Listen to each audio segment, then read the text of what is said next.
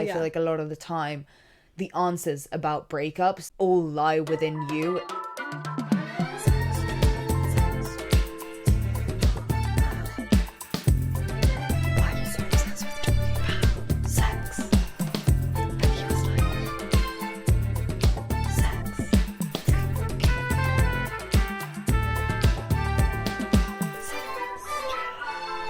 Hello, welcome back to Sextras, Where we talk about sex and all the extras. I'm Honey. And I'm Maria. This week we are going to talk about all the lessons we've learnt from breakups. The aftermath of breakups. The realizations you have after you break up with someone and like what you want for your future relationships, all of those kinds of things. Shall we start with our zones? Yeah, let's talk about it. What Okay. zone are you in, hon?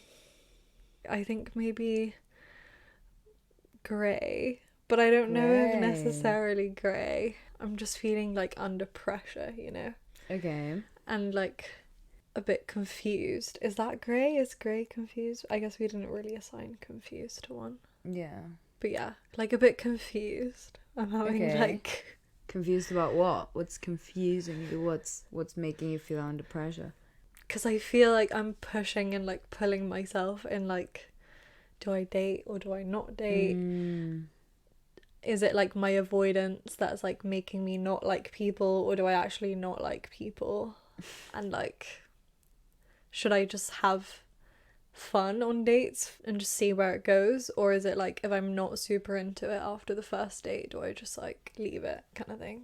Okay, fair enough. So you're kind of like just unsure what you want to do and like what you're feeling. Yeah. Fair enough. Yeah, and I'm also like, I don't really like men at the moment, but I'm also like, I don't really want to, like, I do want to date girls, but I'm scared. So yeah.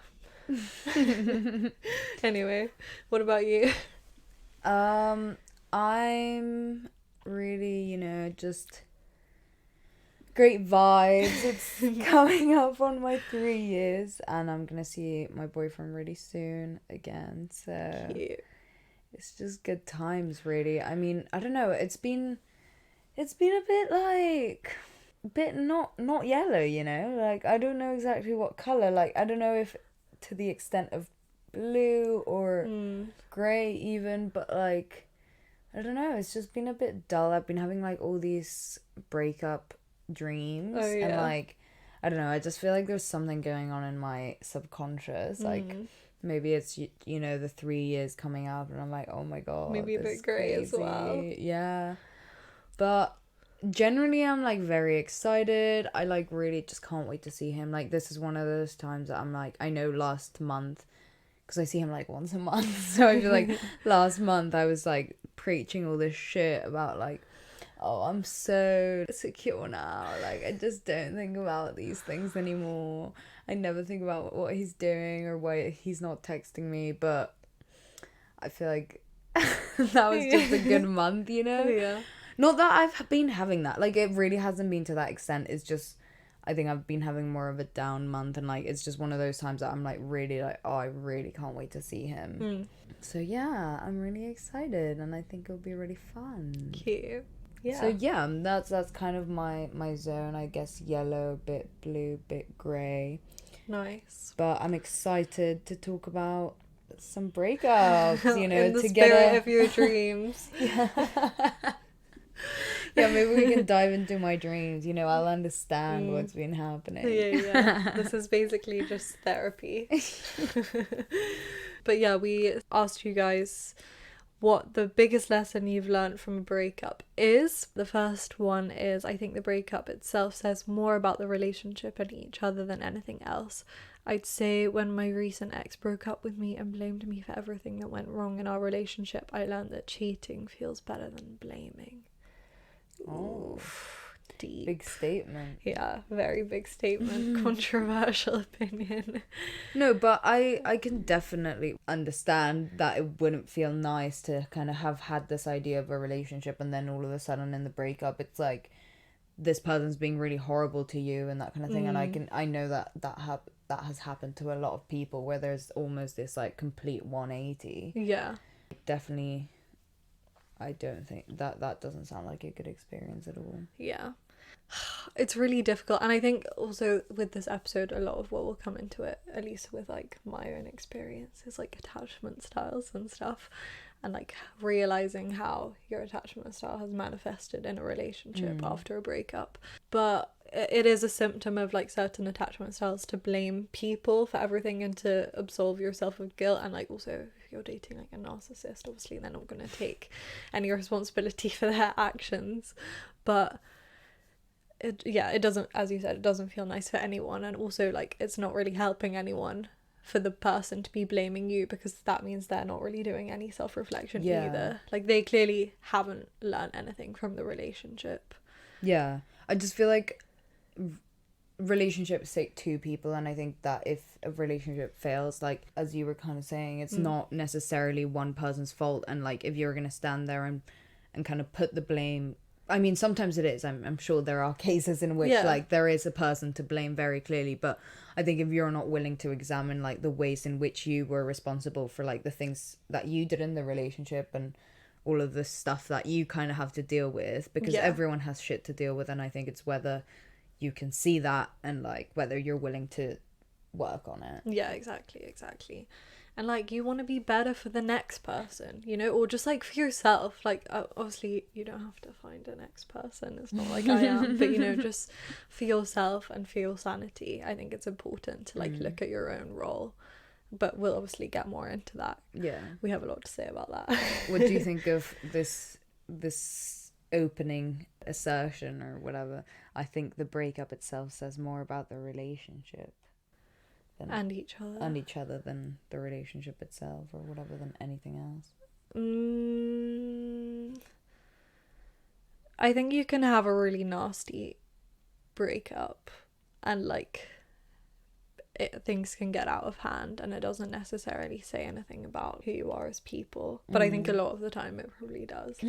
I think it does say a lot about who the other person is, of like how they take the breakup, you know, like especially with this whole blaming thing. It's like, okay, well now I kind of see that like that's the kind of person you are, and like you're just not willing to think about both sides. And maybe you knew that before, but it kind of took the breakup to be like, okay, fuck off, like why are you putting this all on me? I don't know, what about you? What do you think? I mean, I think we've talked a little bit about this before, how I think arguments and the way you argue with someone says a lot about the relationship. And I think like a lot of the time your own, like the relationship is only as good as like the way that you deal with arguments and all of that kind of thing. So I think in a way that is a little bit of an extension of that. Yeah. How like, yeah, if at your worst, like you can be really, really horrible. Like there are some things that you can't come back from. Yeah, exactly. And that kind of thing. And I think like also the aspect of like a breakup, it's kind of like, oh, well, there's nothing else to lose. Like I'm not willing to, like I'm not trying to salvage this, or like I don't owe anything to this person anymore, or I don't know, whatever feelings, we'll get into it again, but whatever feelings are coming up, it's like it is kind of this end, so it's like you get a little bit carried away, I feel. Yeah. So I get what this person is getting at, but I don't know. I do think that breakups and like arguments, and sometimes when you're in the heat of the moment and like in the heat of emotions and you're feeling overwhelmed, like you can say and do things that you don't necessarily mean, or like you wouldn't do otherwise, but you just need some time like away from the situation. It's a tough one. What do you think about this? You think cheating is better than blaming? I don't know. I mean, I've never been cheated on, so yeah, and I've never been blamed. Okay. So I'm not sure, but like I feel like I'm not super like a victim-y kind of person. Like I'm not the kind of person that always thinks it's someone else's fault and like can't take blame for themselves and can't acknowledge. Like I feel like especially in relationships, like more than that, I like overthink it's my fault. Like, you know, I always think everything is my fault. So I just feel like it wouldn't feel that horrible because I would just like already have like said all of that shit to myself in a way. This is what I mean with the attachment style thing, is I feel like it comes into it a lot. Yeah, no, for sure. And I also think it's like the kind of person you are. Like there are a lot of people that are very like everything is everyone else's fault and like poor me, and then there's people that are also like, oh, everything is my fault, poor me, you know. And then there's like bit of in between. I'm like what? Do you not just think that's attachment styles though? Not necessarily. I feel like it's like, you know, people have like different kind of complexes. Yeah, but where do the complexes no. come from? No, and of course like attachment style has stuff to do with it, but like no, I also feel like it's like a wider thing about just like people and their personalities and like the kind of people are. But I don't know. Anyway, that's not really what the episode's about. Anyway, what's the next submission? Someone said not to date people that hate you. Yeah. Yeah. I think that's a good idea.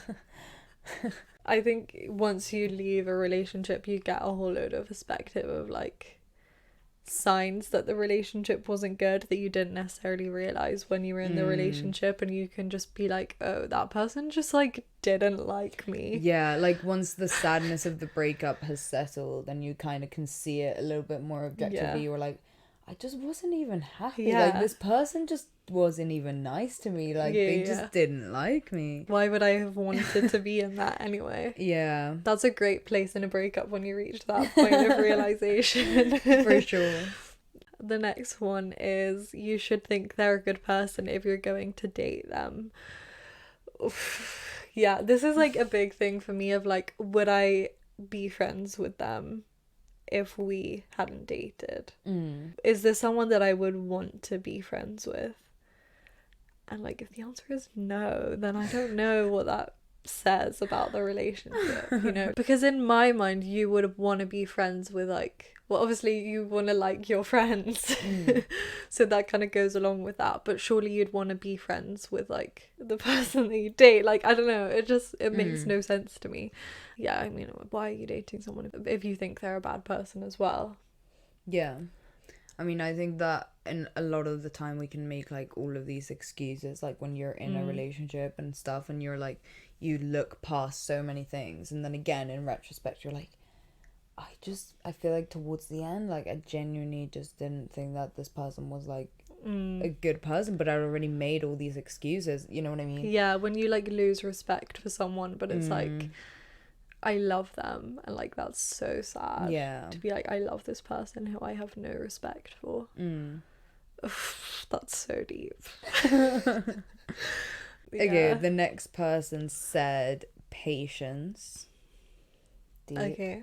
Do they mean like, because I guess like patience in a way of like, once you've been through a breakup, you just like know to be patient, and like you will get over it in time, and like, because you know when you're going through a breakup, like you feel like it's never gonna end, like you're never gonna be okay again, you're never gonna fall in love again, you're never gonna like feel like better, but then you get over it, and then it's like, oh yeah, that's cool, I can I'm fine now. So yeah, patience for sure. Yeah, someone said not to be a twat. Self-growth. I like it. Cool. Love that for you. I kind of want to know, you know, the story behind it. Along kind of the same vein, someone said men suck. Oh, along kind of the same vein. Well, like twat and like suck, I feel like it's just like people generally being shitty. Okay, someone else said trust your gut. Don't try and make someone fit into what you want them to be. I think it's like, if you know you're not going to end up with this person, stop trying to make the relationship work, because it's just wasted effort and time. And true, like trust your gut, like go with your intuition. Like most of the time you kind of do have like a not too really subscribe to this whole like energy and like vibe and like vibes from people, and like really you don't like that the way your energies like vibe off each other. But I feel like if you do get like a bad feeling about something, a lot of the time it's because your body is like, don't do it, girl. Yeah, that's true. And sometimes you like know that something's wrong. For example, like cheating. If you think like someone's cheated or like fucked up, girls are very good at that kind of thing. Like they just always know. So yeah, definitely. And then someone said don't text them after, which is like a great segue into the rest of the episode, because we have so much to say about the conversations you have after a breakup. So yeah, let's get into it. Yeah.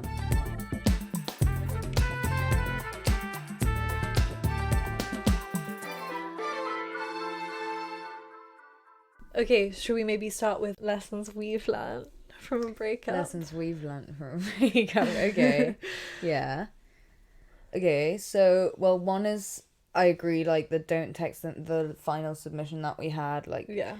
I think from my first breakup, something that I definitely won't be doing, or try to at least won't be doing if and when my second breakup ever happens, is, like, staying friends and, like, staying in close contact, like, straight after, like, give it a few months, like, until you're, like, you know, healed. I think that's, like, a definite one that is just, like, it's so hard, and I know it's hard, and, like, it's a lot easier said than done, and, you know, when people are telling you all these, like, little tips and whatever, like, a lot of time it can be, like, shut the fuck up, but this one, like, for real, I hope future Maria, like, listens to that. Yeah, honestly. I feel like because I always break up with people, I want to try and be nice and, like, balance it out, because I don't want people to hate me, so I'm like, oh, we should stay friends, you know, I really want to stay friends. Again, going back to this idea of, like, I don't even know if I like you as a friend, I don't even know if I'd want to be your friend. And then also just, like, trying to force someone that you've just broken up with to be your friend is really just not it. Like, would not recommend. It doesn't make anyone happy, and you just can't be friends straight away. You just need to, like, give it time. I mean, we did do a whole episode about, like, can you be friends with your ex, so I guess we talked about most of this, like, in that episode, so go listen to that. But I just don't think I really learned that in my last breakup, of just leave it for a bit, and if you're meant to be friends, it will, like, come back. Yeah, and I just think at the start it's so fresh, and even if you have had time to mourn the relationship, like, let's say you were the one that broke up with the other person or whatever, like, it's still so fresh, and, like, you're still not sure, like, how you feel about everything. Like, I feel like there are still so many questions, and like, there are so many, like, scenarios going through your head, like, you're mourning something, so it's kind of like all of the, like, what ifs, and, like, oh, what could have happened, and all of these things.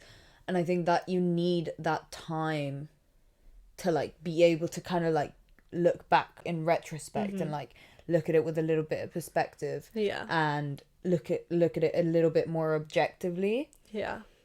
So I just feel like for as long as those feelings are raw, like, just try to not have contact, like, with the other person, and not to stalk them, and, like, all of these kinds of things, like, keeping up with whatever they're doing. I think, like, yeah, separating yourself as much from them is, like, a big lesson that I learned. What lessons have you learned, hun? Any that come to your mind?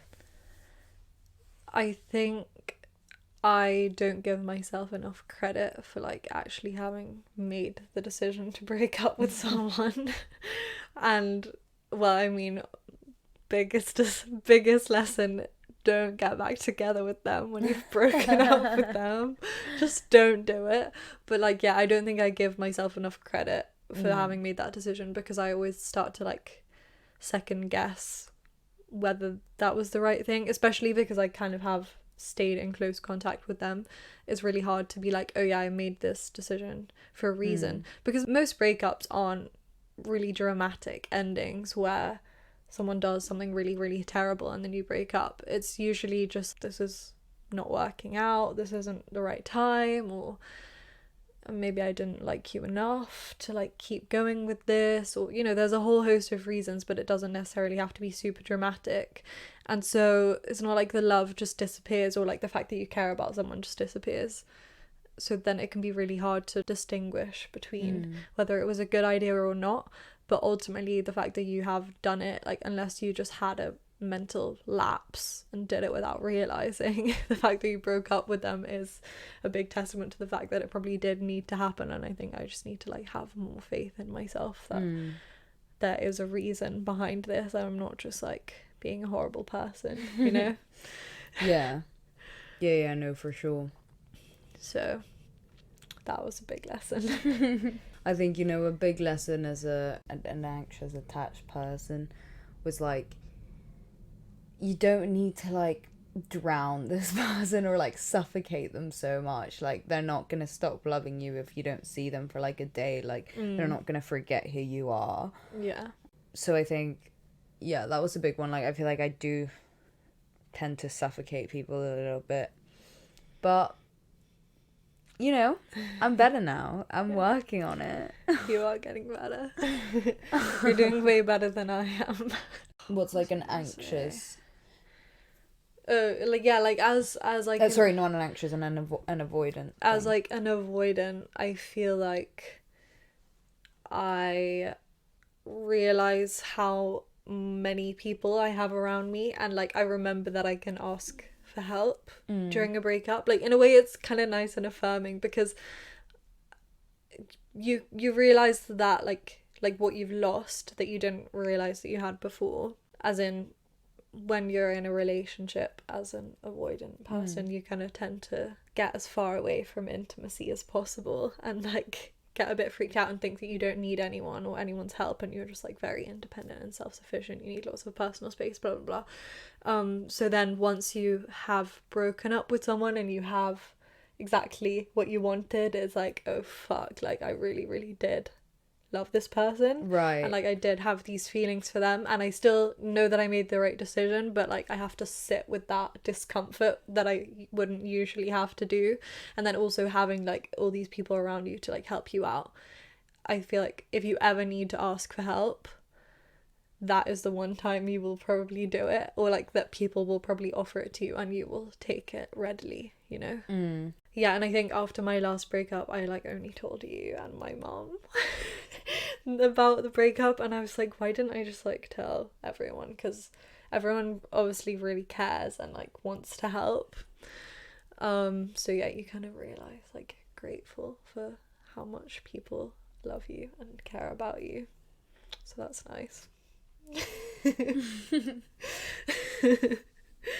Yeah, I don't know, what do you have any other lessons, or shall we like dive into the aftermath conversation?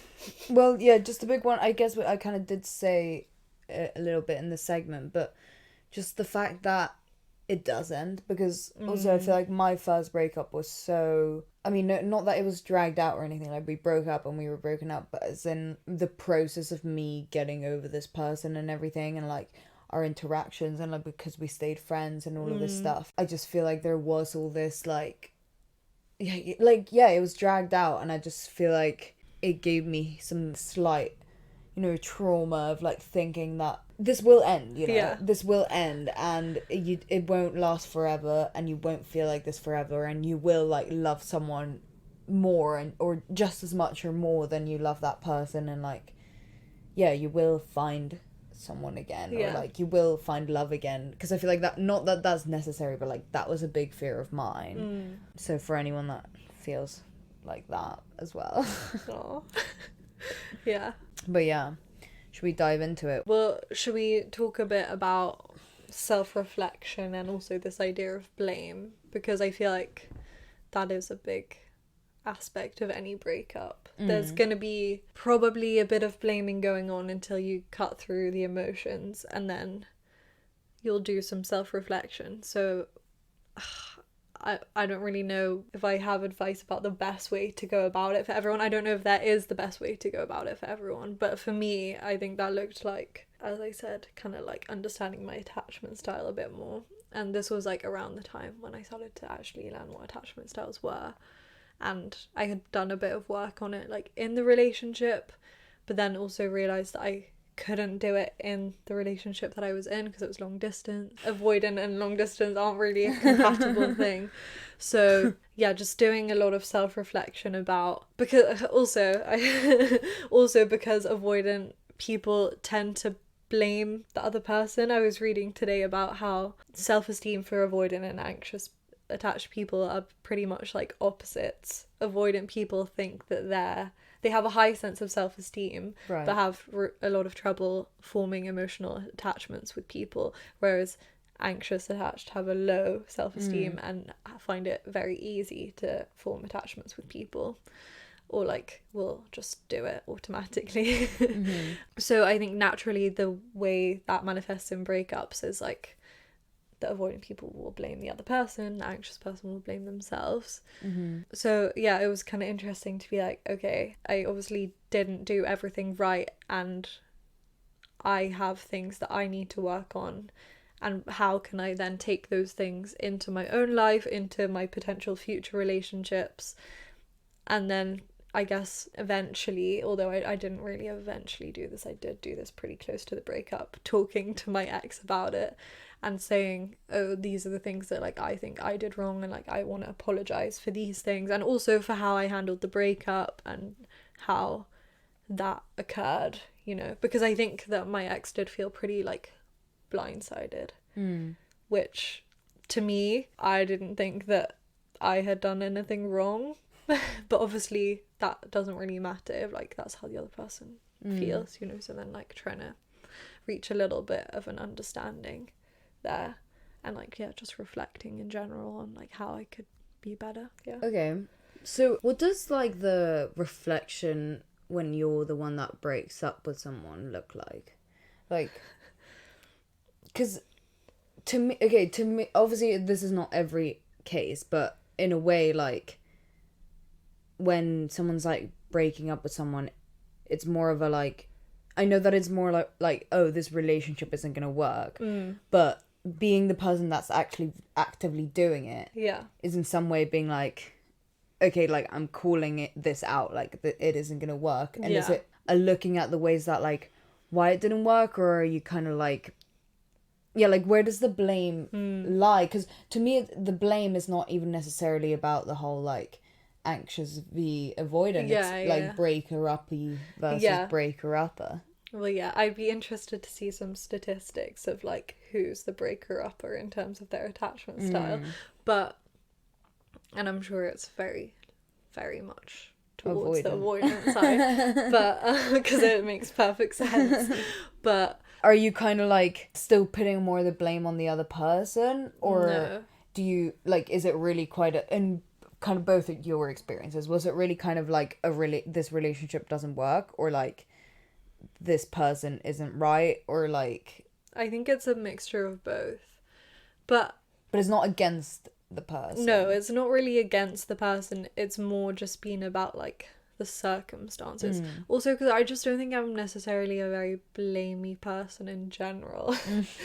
And from the anxious side of the, or like, I mean, I don't really need to speak in like attachment style terms. I don't know why I'm like doing that, but from the side of like the breakup and like trying to look at where it all went wrong, I do understand that, because in my breakup it was like something happened that like led up to the breakup, and I got very hung up on that, and it was like I had a lot of questions about that and trying to understand that, and I really got hung up on just being like, why did that happen? And I was like really upset about that, and I was like, that was so stupid that was the reason that it broke up. And there was a lot of reflection on like, was that actually the reason we broke up? Is this just me having a gut reaction to that and making it a bigger deal than it is, or is this more of like a symptom of the overall problems in the relationship? Maybe it's not necessarily just that, maybe it's a number of things, and just like really trying to work out what those things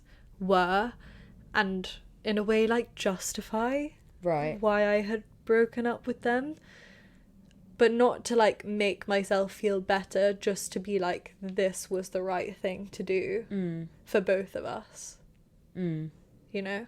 Yeah, I mean, I feel like, for instance, like as someone that's been broken up with, I feel like a lot of the time, even if you do start, I feel like at the beginning it starts being like all the ways in which this is my fault, and like all the things that I could have done differently, and like, oh, if I would have just like done this on this one night, like if I would have like pulled the chair out before they sat down for dinner, like this wouldn't have happened. And it's all these like ways in which you can fix it, and then kind of to like self-soothe or like to change the narrative. Like I don't know, I just think it's quite interesting like the way that the narrative of the breakup changes like as time goes on, because I don't know, at least this is for me my experience and like other anxious attached people that I've talked to. Yeah.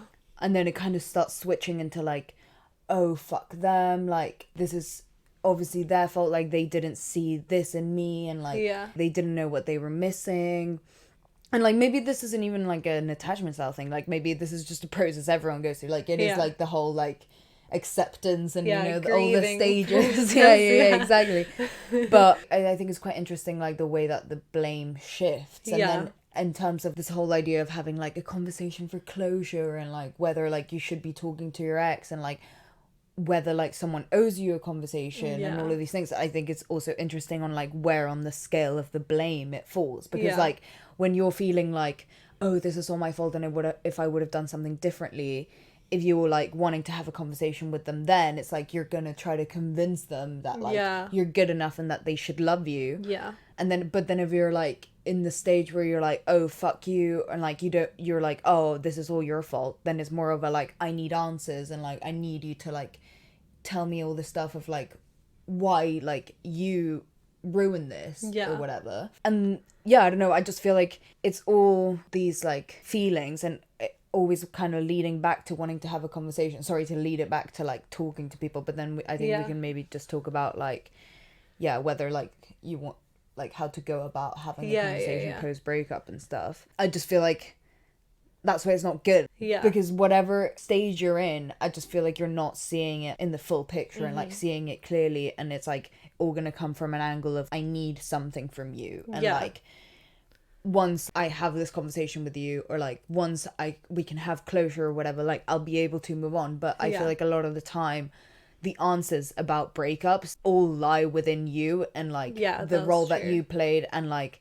your attachment style, and, like, the things that you did wrong, and, like, not that you necessarily did anything wrong, but it's like, or even the part that you played, and you can only change your actions, and you can only control whatever the fuck you do. There are so many things in breakups that have nothing to do with you, even though they obviously feel like they are, because they ended your relationship, you know, obviously. But a lot of the time it just has nothing to do with you, and it's, like, something that the person has to work out within themselves. And you're not going to make them do that. You're not going to change that. Like, they have to choose to do that.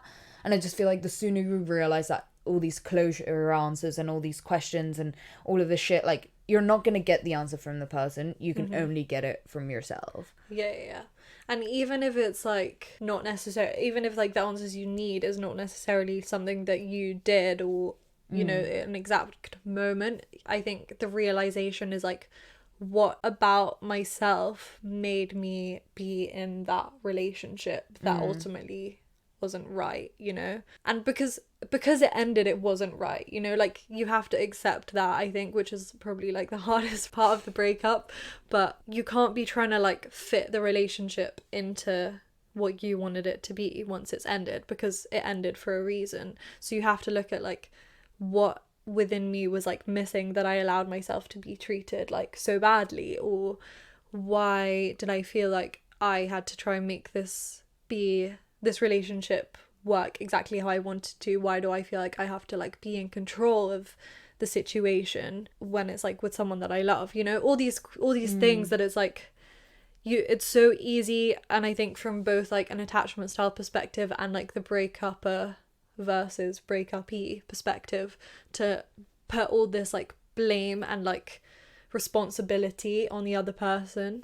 But that's not how you should be approaching it. You should, as you said, just, like, really, really be asking yourself the questions. And so then kind of going on to the conversation about conversations with my last breakup, it was very much like we would talk, and I was feeling all of these emotions and guilt for having hurt someone, but then also, like, having all this blame of, like, you ended this, it was amazing, you like ruined it, blah blah blah, having all of that put on me, and it was just a lot to deal with. And then because we obviously had very different mourning periods at different times, we just couldn't see eye to eye, because every conversation we had, it was like, why did you do this? Or, like, they would be asking me, like, why did you do this? And I'd be like, fuck you, you did this.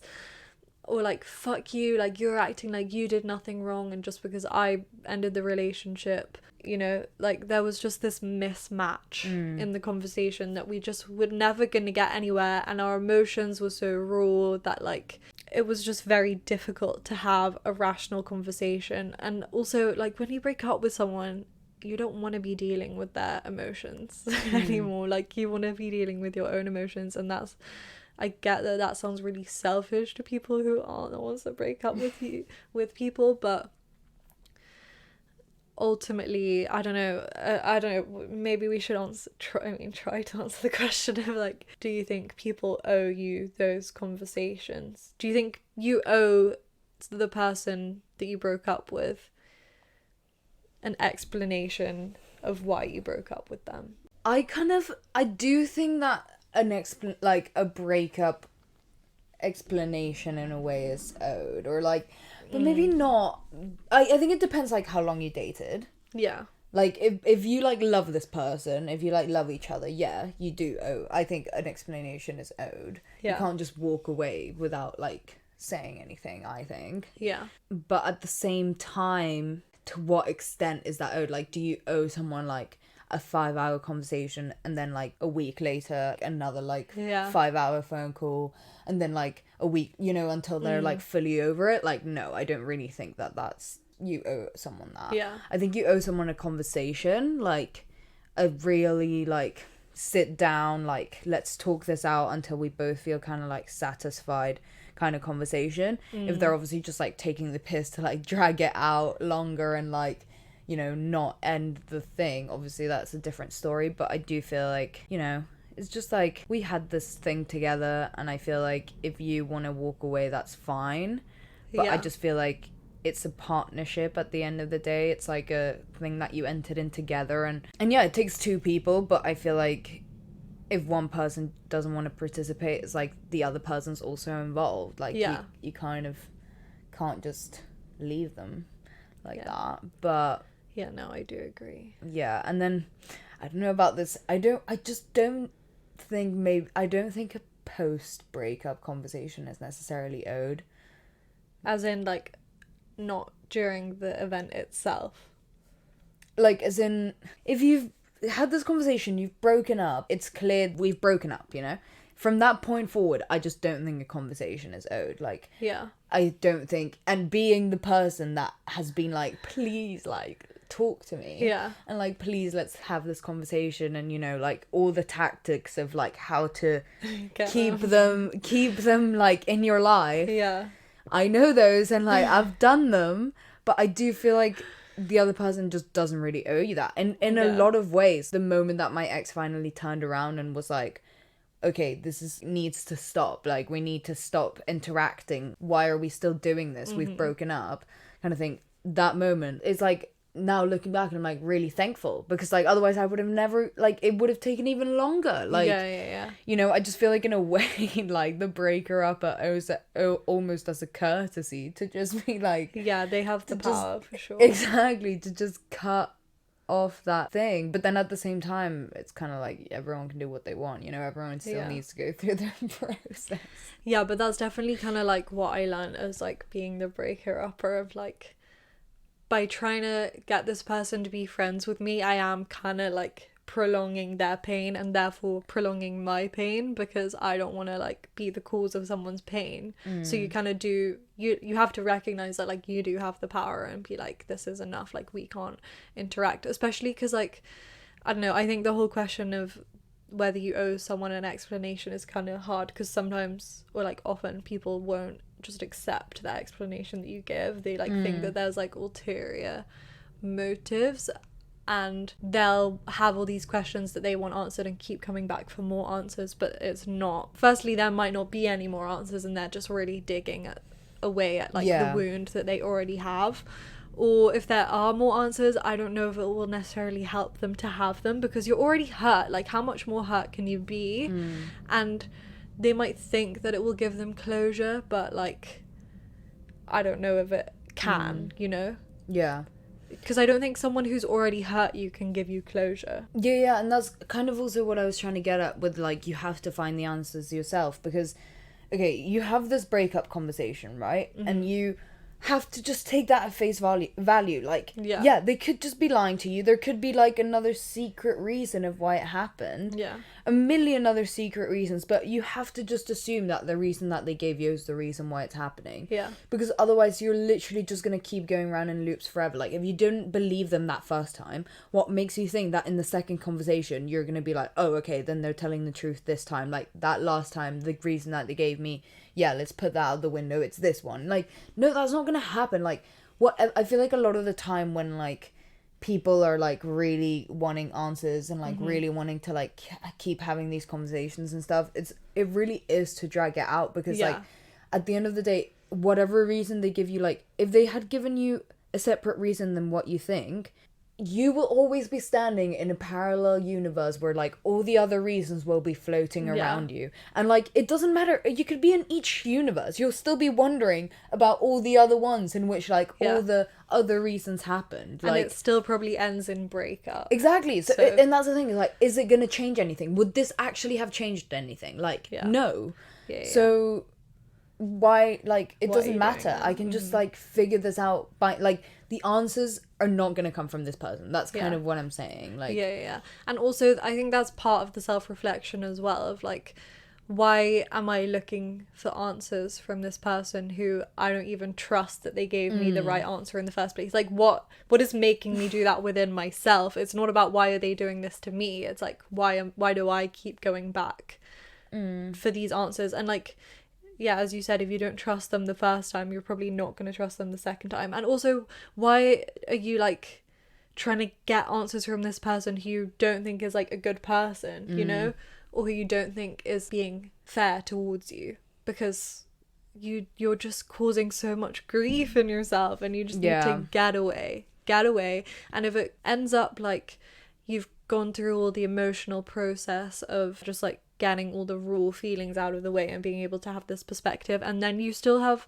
questions that you're like, okay, maybe now we could have a rational conversation about this, if it's like 6 months down the line, I do kind of think that 6 months is like a good benchmark for when you can have those conversations. I do think like once you're over it and stuff, like I don't think there's anything wrong with sitting down to have a conversation. Again, don't really think that conversation is owed. Like, I also don't think you can expect that. Like, even if you're over it, I don't think you can expect a conversation. Exactly. What about, do you have anything in terms of things that you've kind of took from, like, lessons you've learnt from breakups or relationships that you kind of are like, yeah, I definitely want to, like, take this on to, like, my new relationships? I think the good thing about breakups is that you learn what you don't like in a person, and like what you want to look for in future relationships, and also what you did like in them. Like, there might be some qualities that you're like, yeah, I really appreciated that, but there were all these other things that meant that we weren't necessarily a good fit.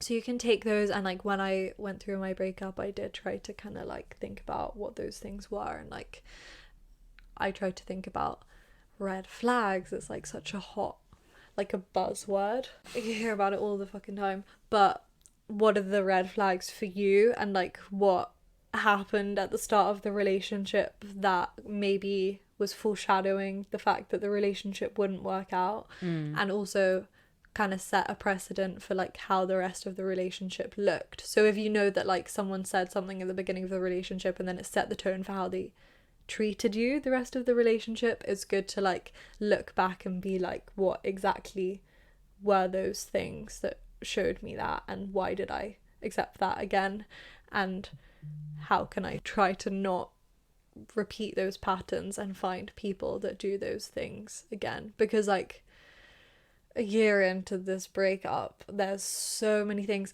and also this is another thing, is like I don't know when the breakup ever stops like processing, because I will just get these weird like flashbacks to things now, even though I'm like, I don't really ever think about this person, or like, you know, like we don't really talk very often, but I will just get these things of like a That's So Raven kind of moment where I'm like, what, like, why did I let that happen, and then just like keep going with that, because that clearly just wasn't right, and like what was I thinking?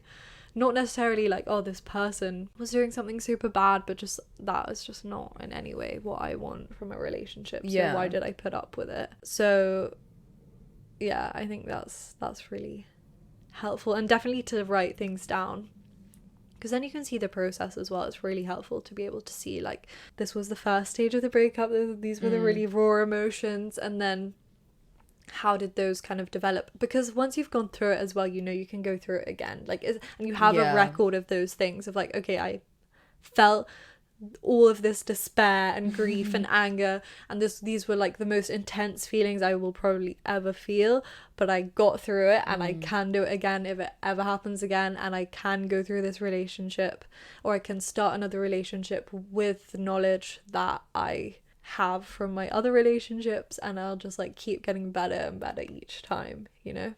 Yeah, for sure. What about you?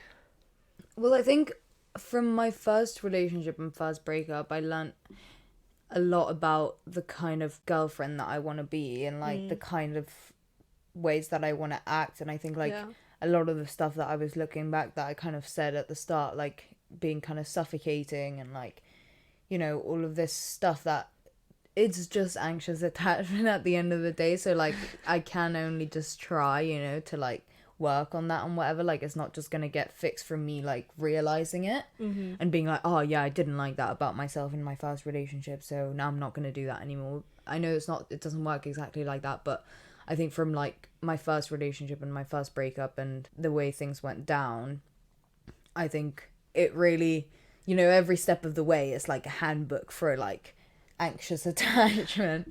So it's just like, I think it made me realize that it's kind of like a lot of these things I feel like I don't have any power to them, and it's kind of like, oh, but that's just like the way I am, like I can't help it, that's just like the way I feel.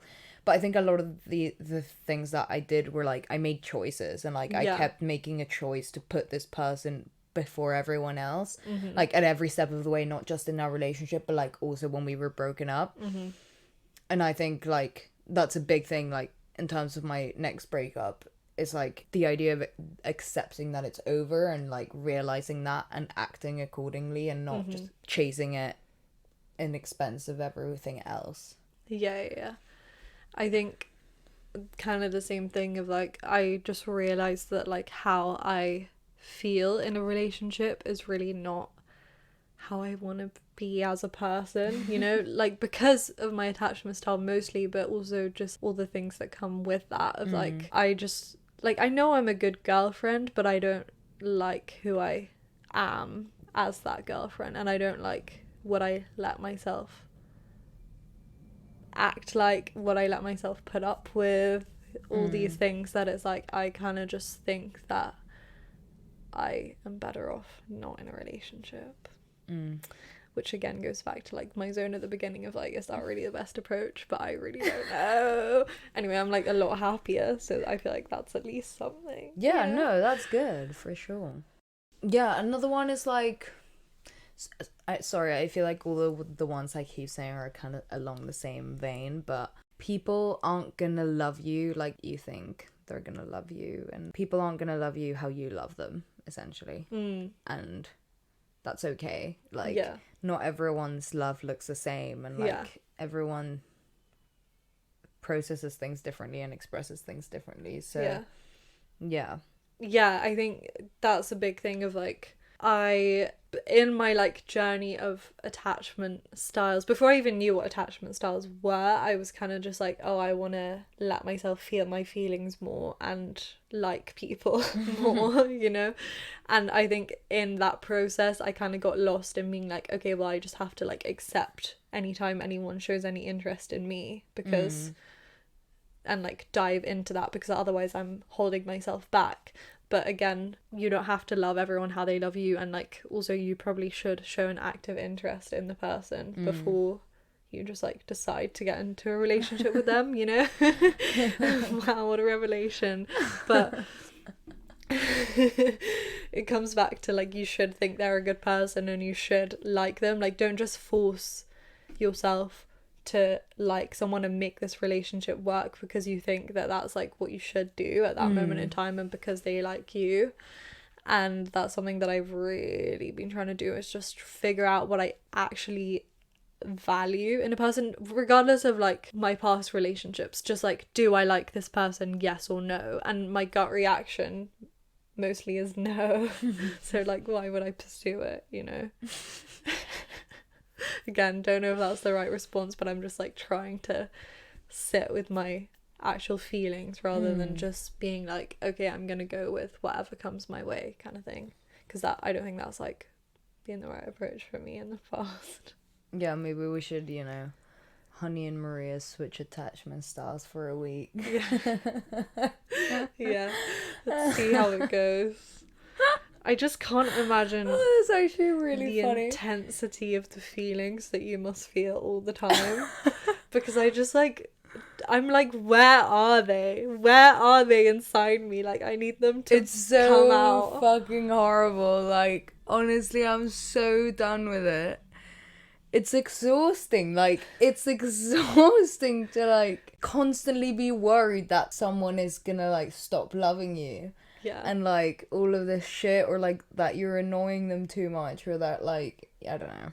Yeah, but it's kind of like also a fucking mess to only be able to feel something like once you break up with someone.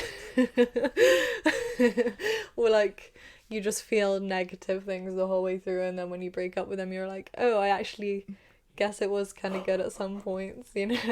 And I think that's another thing we also haven't really mentioned. You should maybe like look at the good thing, like the good aspects of your relationship as well. Like, don't linger on them, but I don't know, for at least for avoidant people, I think it's good to like recognize that love happened. Like, I don't agree with this idea of like, what's the point in loving someone if you break up? I think you learn things from it, and there are definitely good aspects, and you learn so much about yourself during a relationship and in the breakup, as we have just talked about. So yeah, but obviously you'll get to a stage where you can do that and it will be easier. I don't know.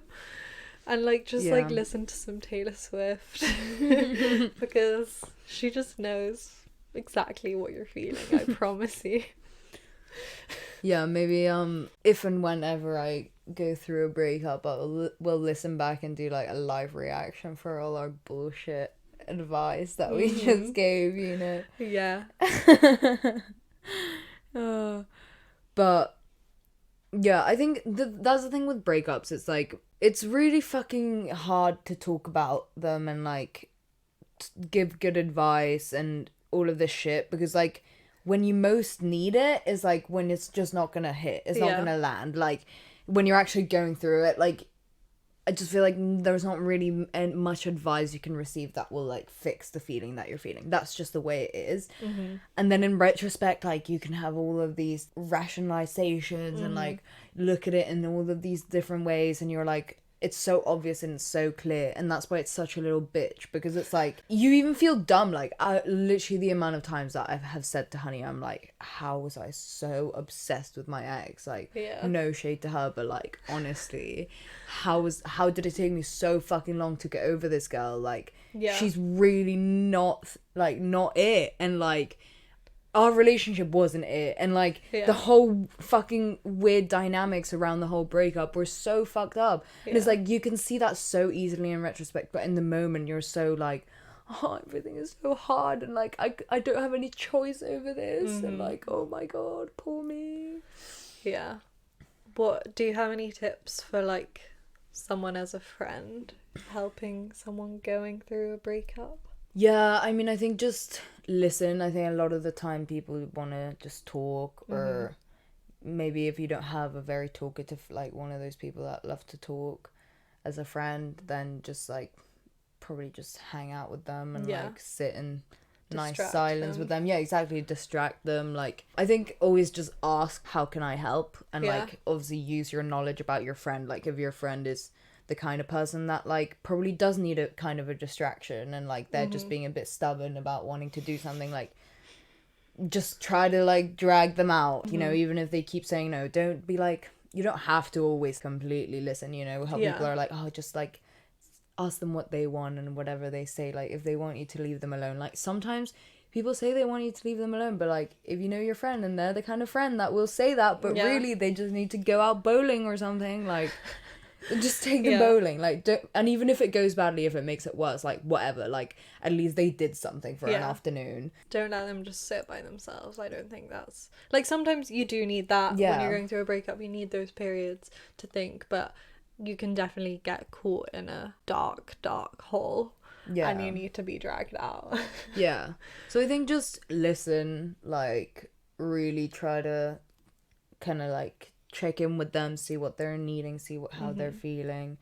And just I think what people mostly need is just like that kind of reassurance of like, shit, there's like actually a lot of people around me that love me, and this person wasn't the only thing that mattered, or like the only person that really loved me or really understood me, because there's actually lots of people if you just, you know, look around. So I think as long as you're there as support and like just being there is kind of the biggest thing. I remember you got me some sweet potato fries.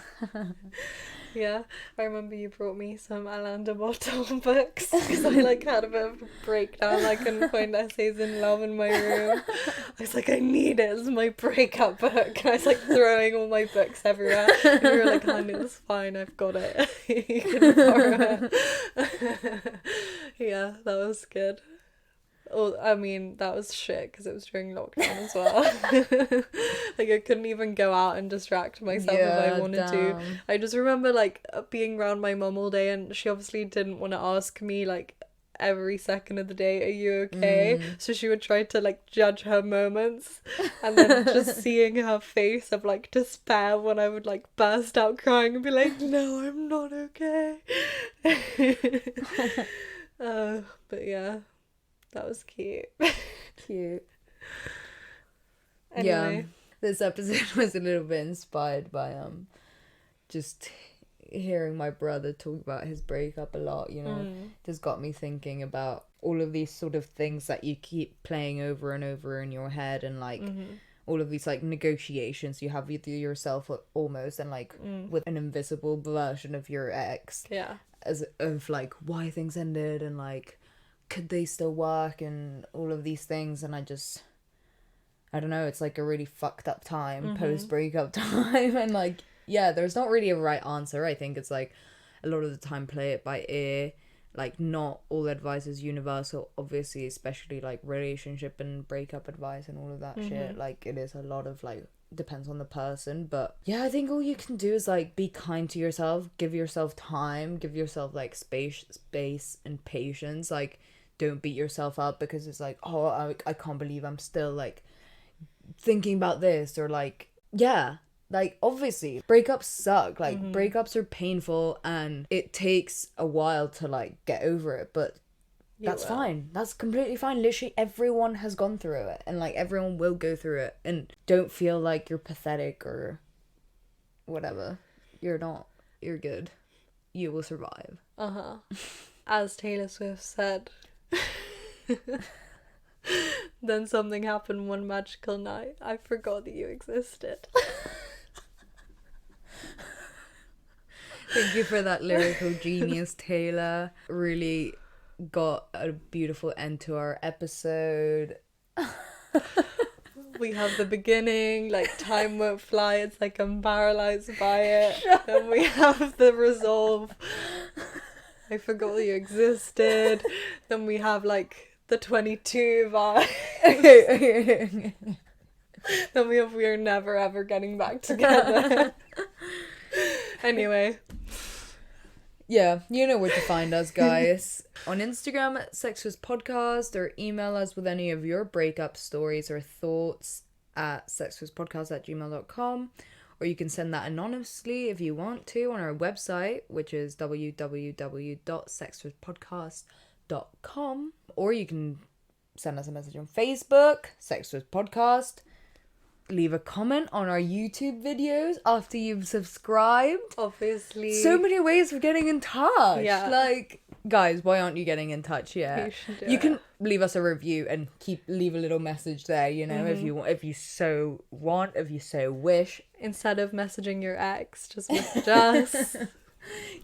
And obviously 5 stars wherever you get your podcast. Yeah. And yeah, we'll see you next week, guys. Bye. Bye. You've been listening to Sextras, presented by Honey Jane Wyatt and Maria Jose Hayodatiyi. Produced by Mabel Productions.